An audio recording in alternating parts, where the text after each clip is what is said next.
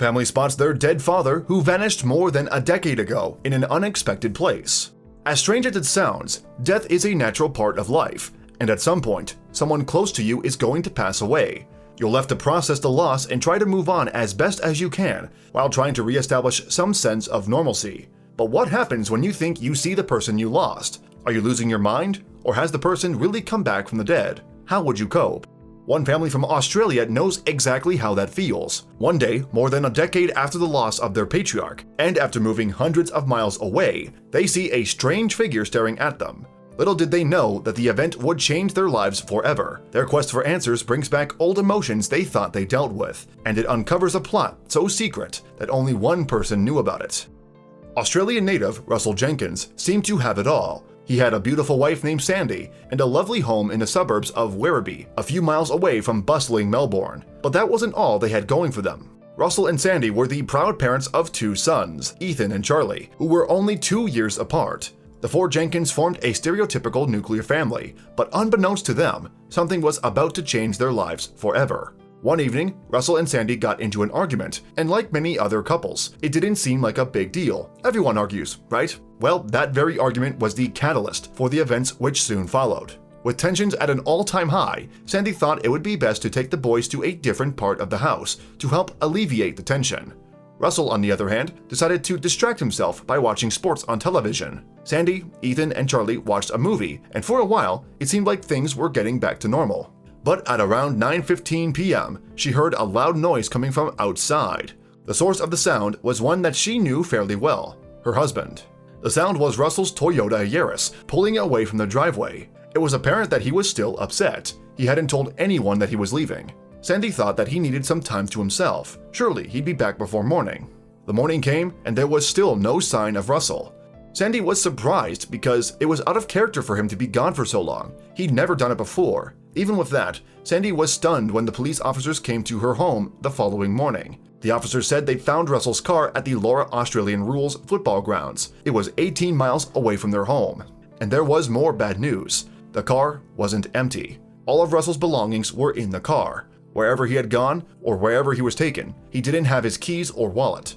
In fact, Russell didn't have anything on him apart from clothing that he left with. Sandy immediately jumped into action. She began to search for signs of her husband. Even though his wallet was left behind, she kept an eye on his bank card activity. She also went from door to door, asking neighbors if they'd seen or heard anything. She then designed and distributed flyers. Sandy was doing everything she possibly could to find her missing husband, but despite her efforts, nothing turned up. Not even the police had any idea as to what happened to Russell. Years passed, and no progress had been made. It took a toll on the Jenkins family, and it was extremely difficult to cope with not knowing what happened to Russell. With a heavy heart, Sandy made a difficult decision to bring her family some peace of mind. The now family of 3 relocated to New South Wales, approximately 600 miles away from the old home. With this big move, they tried their best to move on with their lives, as best as they could. After establishing some normalcy, they decided to take a trip to Queensland's Sunshine Coast. Little did they know that it would disrupt everything they've worked for. On a seemingly random afternoon, the 3 members of the Jenkins family pulled into the Caloundra Stockland Mall for a shopping trip. After an hour or two, they headed back into the parking lot, where they saw someone in sunglasses, watching them from across the way. While recounting the story to the Sydney Morning Herald, Sandy said that the lone man was coming towards us, casual-like. Although he walked right past them, Sandy got a very strange feeling about him. Sandy continued to watch him, and much to her surprise, he kept looking back at them. She said, "He ended up watching us just as much as we were watching him." Without notice, the stranger removed his sunglasses, and that's when her life changed again. Sandy looked into the stranger's eyes and realized that he was her missing husband, Russell.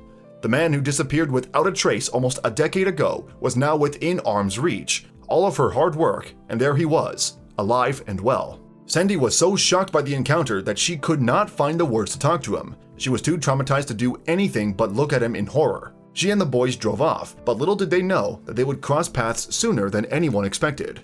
While leaving the area, Sandy and her boys got caught up in the notorious traffic. By chance or by fate, they pulled up next to their missing family member, and Sandy noticed that there was someone next to him, a woman. Before she could get his plate number, the vehicle started to move again.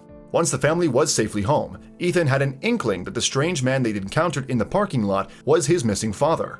Although most of their family photos had been lost in the flood, he did some digging and came to a conclusion. Despite looking slightly older and a little heavier than the photos, the stranger from the parking lot looked very similar to some old photos Ethan recently found of his missing father. His mother was correct. They found him and they just let him go. So, what could they do? Sandy, Ethan, and Charlie went to the authorities, once again asking for their help. Unfortunately, they were told that there wasn't much that they could do. Disappearing wasn't a crime, and all that they can do was ask Russell to let them know that he was alive and well. For the second time, the Jenkins family was forced to deal with the mystery of Russell's disappearance. As of 2020, they've yet to reconnect with Russell, who, in turn, has never reached out. They figured he no longer wanted to be a part of their family, and leaving everything behind was his way of doing that. In any case, stories like this one give many people hope. Thanks for watching another heartwarming video. Please check out our channel for more stories that will make your heart melt.